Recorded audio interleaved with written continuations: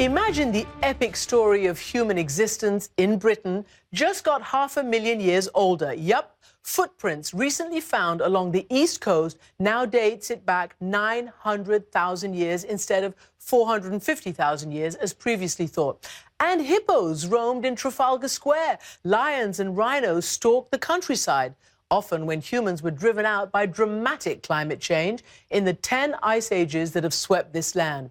A timely and eye-opening new exhibition opens later this week at London's Natural History Museum, and we got a special preview with the leading paleontologist Chris Stringer, who curated it.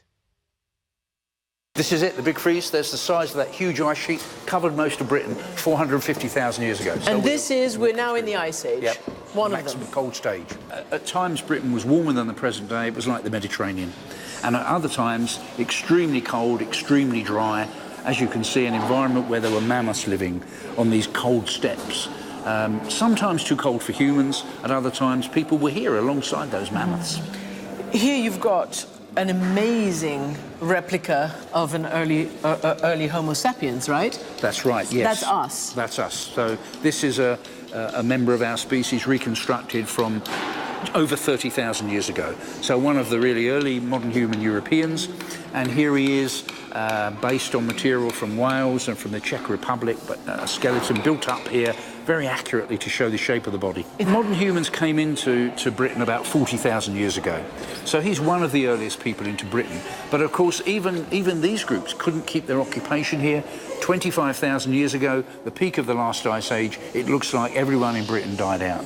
And then it has to be repopulated all over again, twice more, before we get to the last 12,000 years, which is our present occupation. And how does this all play in as we have this really vivid climate change debate right now? We would have been going in to an ice age, really, in terms of our position in space, any time now.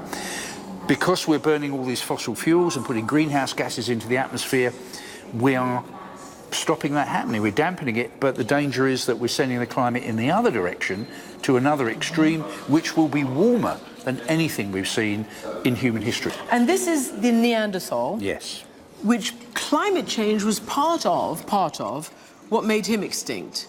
Well, I think so, yes. I mean, there are different views. So these people were around for several 100,000 years, very successful, and they died out by 30,000 years ago. Physically, they'd gone.